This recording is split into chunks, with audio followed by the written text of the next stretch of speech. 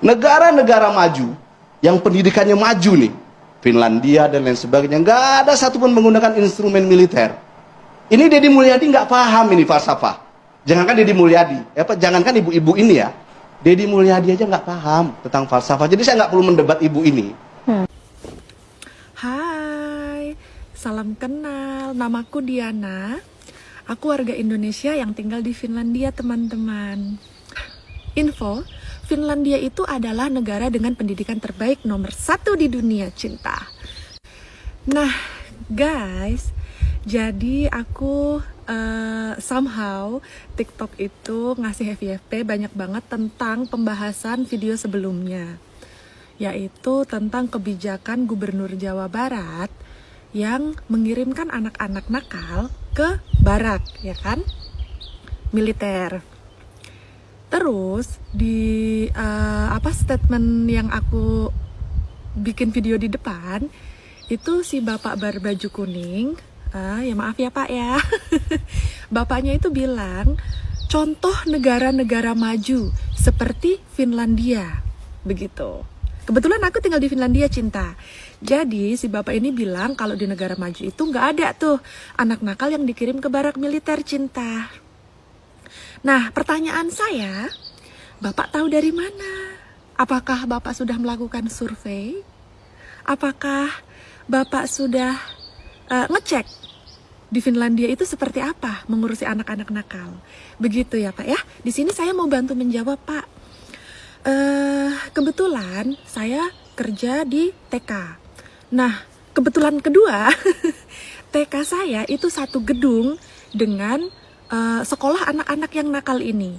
Jadi mungkin namanya berbeda, bukan barak militer.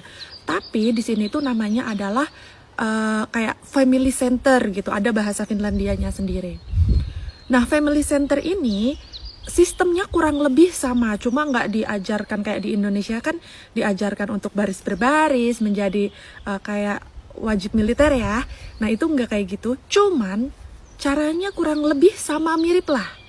Jadi itu khusus untuk anak-anak yang bandel, yang nggak mau sekolah, anak-anak yang suka tawuran dan lain sebagainya, samalah kayak di situ gitu ya.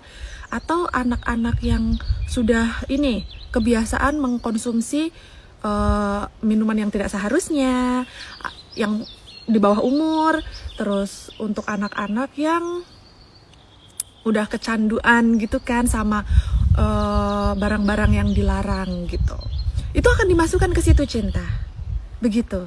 Jadi sistemnya sama, dia akan dimasukkan ke dalam sekolah ini dan dia pun menginap di situ. Jadi dia tidak tinggal dengan keluarganya, tapi dia dimasukkan ke dalam situ. Di situ sama sistemnya, ada kalau sakit ada ada dokter bisa dibawa ke rumah sakit. Terus psikolog juga ada, psikiater atau apapun itu tuh disediakan.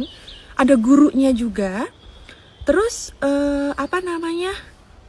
dia sekolah juga, tapi satu hal, dia itu sekolahnya nggak di situ, ditaruh di sekolahan, tapi untuk antar jemput ke sekolah itu yang antar jemputnya itu bapak polisi. Begitu, cinta. Pertanyaanku, polisi sama TNI sama nggak sih? Beda ya? Tapi itu militer juga nggak sih? Jatuhnya sama-sama aparat negara kan, aparat keamanan kan. Jadi dia antar jemputnya sama bapak polisi. Nah, setiap hari di depan situ itu tuh ada bapak polisi atau taksi yang udah kayak yang udah disewa untuk antar jemput anak-anak ini. Mereka tetap mendapatkan pendidikan, mereka dapat makan gratis juga karena disediakan sama pemerintahnya.